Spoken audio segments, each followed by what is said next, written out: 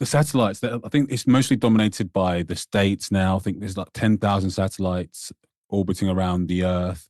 But it's still, I know we say it's a space race, but it seems still mostly dominated by the US and Elon Musk. He's pretty much the All right. superstar, So exactly. Yeah. the superstar right now. But do you think China can catch up from your research? Do you think there's a chance or? I do, I do. So China is very important player in space person. China's approach to space is also quite intriguing.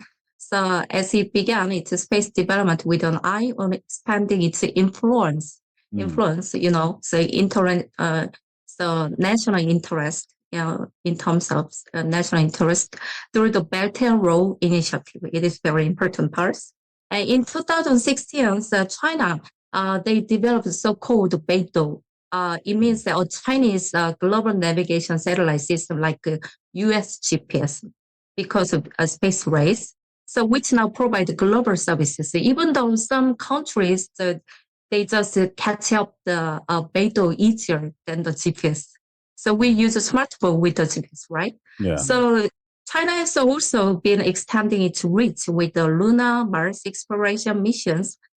Significant milestones include manned space missions and the anticipated completion of the Tiangong Space Station in 2024, marketing substantial programs, actually.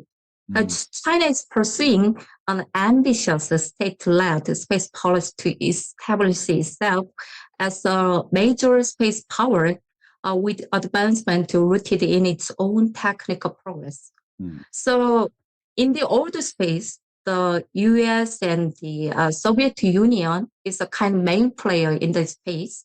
But now US is and China is the main place. It's a very huge change.